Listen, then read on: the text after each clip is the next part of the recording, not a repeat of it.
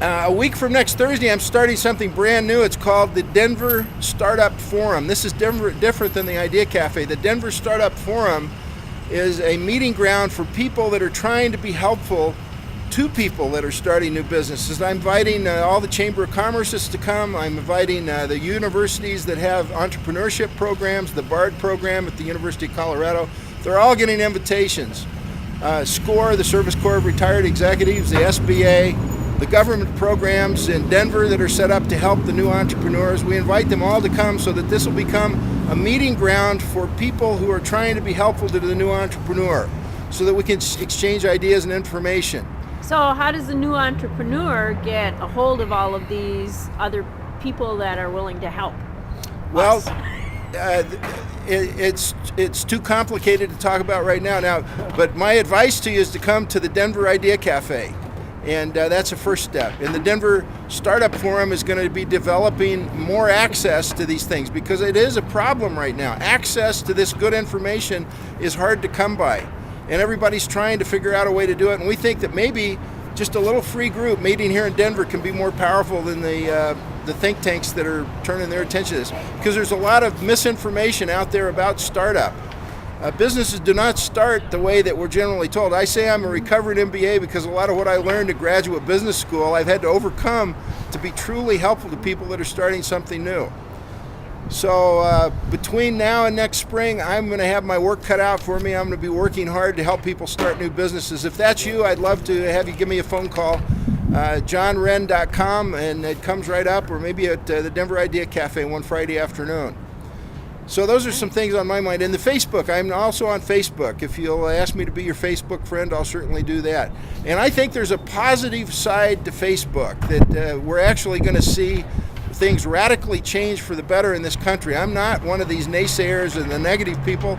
I think that this financial crisis, the symbol for crisis in the calligraphy of the Japanese language, the same symbol for crisis means opportunity. And I think we need to see this way. This economic crisis is shocking us. It's waking us up. It's going to make us look around. And there are opportunities to seize. So I hope you're going to be doing that. And I'm sure to be trying to do my part. So see you next spring. Who's next? Sal. My name is Sal Rubo. I'm a local artist here in town. I'd like to say, being that we won't be here until next spring, I'm having a big exhibition when we have our next conference here, or whatever you want to call it. But anyway, it's in April, and it's like the middle of the month, so everybody's welcome, and I hope everybody shows up in the springtime. So thanks a lot. Good afternoon from wintry Denver, Colorado on this cold January afternoon. This is our last one, as John was saying, until the springtime when it's a little bit warmer and it's a little more comfortable to come on out and speak your opinion. And to me, this whole forum becomes a little more important as we were talking about the ending of maybe the Rocky Mountain News, which would not be a good thing. And one of the reasons is so that we can have a varied opinions on a lot of different issues that are going on. And Speaker's Corner offers a forum to be able to do that, to come out and to speak your opinion and to engage possibly in debate on some of the varied topics of things that are going on in the world.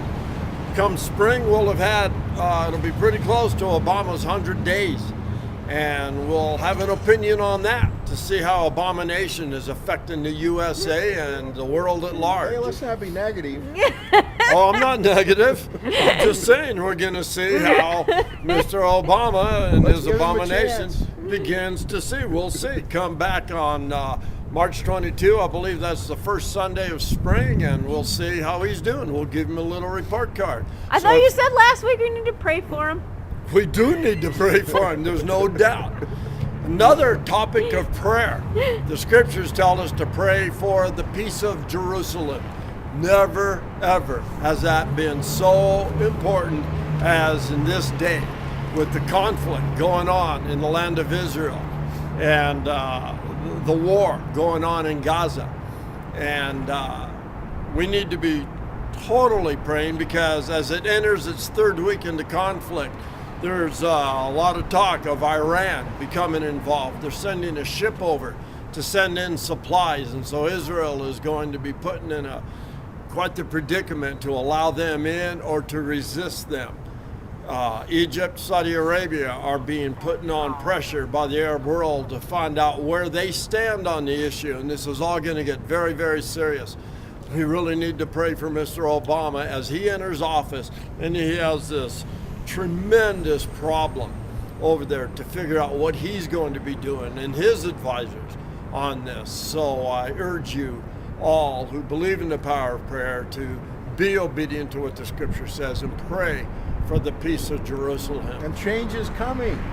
A change is most definitely coming, and right now with the economy going the way it's going, a lot of it doesn't look like it's very exciting for those of us who are without work, and pretty soon are going to be joining the scores of homeless all around this country because they can't pay their rent, and their homes are going into foreclosure.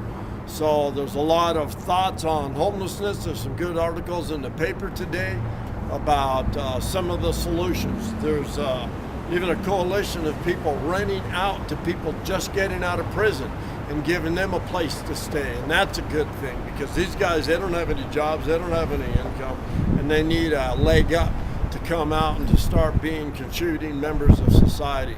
So there's a ton of things to talk about. Write them down and come on out, and we'll see you the first Sunday in the springtime.